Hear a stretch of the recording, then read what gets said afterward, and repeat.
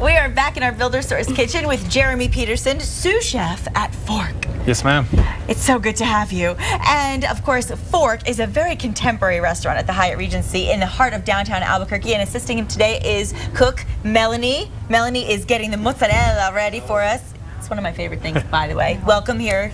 Welcome to the show. Good to have you. And okay, let's do some full disclosure here. Okay. First of all, I had dinner at Forque. It was amazing, okay? And I know I say the word amazing a lot, but it really was, as exemplified by the eating behavior I had that night, because I didn't stop, if you recall. We sampled flatbread, we sampled scallops, we did the flat iron steak, and we can't forget the provolone fondue. I mean, it was just one thing after the other, and nothing let me down. It was delicious. We did not walk away hungry, I promise you that. And in May, Forque was launched after McGrath's closed its doors. So let me ask you first, how is Forque different than McGrath's for those who haven't been there yet? Oh, it's completely different. We've completely invigorated the surroundings, the tables, the chairs, the lighting. Michael Halloran, our food and beverage director, did a great job really kind of bringing that out to life. The kitchen is wide open now, so you can see it. Yes. We got a brand new Hearthstone oven in there, so we're doing a lot of our flatbreads, like you mentioned, some of our chicken out of there, a bunch of different dishes. Yeah, we can watch you while you're Absolutely. cooking, which I love. I love that feel of like getting in the kitchen with the cooks, you know? There's actually a table set up in front of the pantry station where Malorie usually works at. Yeah. And they can completely have interaction with the cooks, and it's a really fun time for guests for sure. Yeah, I love that. And you know, the thing that's also so great is that it's just a really cool vibe. It's very hip, it's kind of trendy. It's just a fun place to go, I mean, overall. And so when we talk about the atmosphere, we know that's great, but let's talk a little bit about the menu. Okay. The menu is completely different than what it used to be McGrath's, really. Yeah.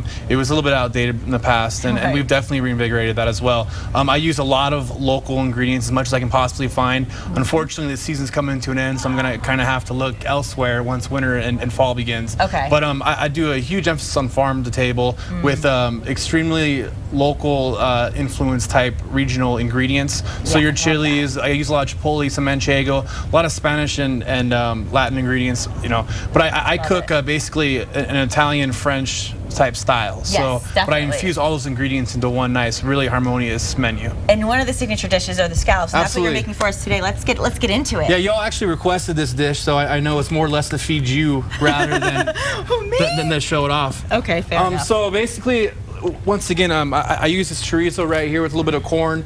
Once again, you know, it's pretty southwestern type flavors. Yes. So like with everything, I always start with a little bit of shallots and some garlic, just as flavoring agent. And why I'm doing this, Malorie's actually pulling her mozzarella over there, and we get that mozzarella from the old Windmill Dairy. We get the curd in-house, and we pull it fresh every single day for service. So Mal's the best at it. Check her out right there. Look how beautiful that's pulling, you know. Yes. And that's kind of like the Italian influence that I have, you know, the training. And we pair that actually with some Vita Verde tomatoes, which are grown in the South Valley about 2 miles from our hotel. Oh my gosh, that makes it even better. Absolutely. So it doesn't get much fresher or local than that. No. Malorie, did you expect when you were a kid and you were playing with Play-Doh that one day you'd actually be making real food? No, never expected it. Yeah. You know, it's not as easy as it looks. It looks like it's really fun, but there's a major technique going on here. I've been watching you, and it takes a long time to do it right. It does, yeah. You know, you got to have the water temperature right, the curd. That's to be. You just got to keep the water Gotta keep it really hot, right? Yeah.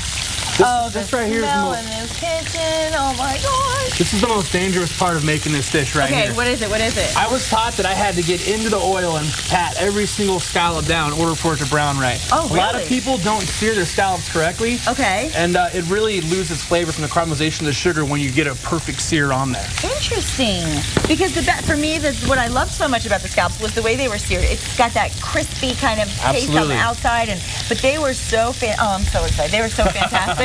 And so for those who want to try to do this at home, I mean, what would be some of your really good chef tips for the people back home trying to make something like this? Come in and get it from us. That's definitely where it's going to be done the best, you know? Yes. But honestly, like getting your pan extremely hot, which these aren't the greatest countertops for it. We can still get the process done. Right. But if you have a nice open flame, you know, type like a grill stove, then that's when the pan gets extremely hot, and that's when you're going to get that really great sear. I don't know if I'm going to get the great sear on this setup right here, but we're going to do our best, you know? Okay. But you all still get to eat it, though, so. I think we'll be just fine. Now, while you're doing that, what are you adding? What are some of the ingredients you're adding on? So, basically, it's just Real simple. I cook at a minimalist type pace, and right here is just some salt and pepper, the oil, which is hot, and then right at the end I'm going to finish a little bit with butter. Now, do you use just regular olive oil, or absolutely? Okay. Extra virgin olive oil is the best to use, but I use a blend of canola and olive oil. Nice. That looks so good. And now with the mozzarella, you like to do what? Balsamic on your tomatoes? Is that how you're doing it? Actually, we do it with a pesto. I actually get some basil also from the farm locally, and then we turn that into a pesto. And and it's kind of like I guess our version of caprese, but we take a little bit of a different spin on it. I like that. I like that. And that's something I noticed on the menu as well. A lot of the dishes that are traditional dishes you may know, you do your own little twist on everything. Absolutely. And it has a unique spin.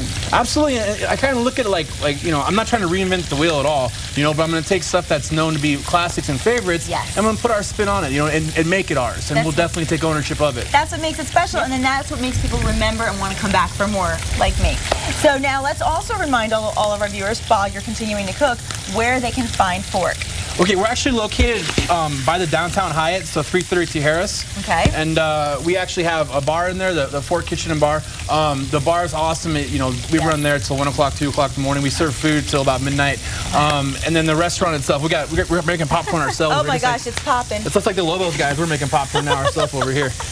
Well, you know what? We're going to continue to sear those scallops, continue to get all that mozzarella ready to be eaten. And when we come back, that's exactly what we're going to do. For a look at today's recipe, just log on to our website at casa.com. We'll be right back. Thanks.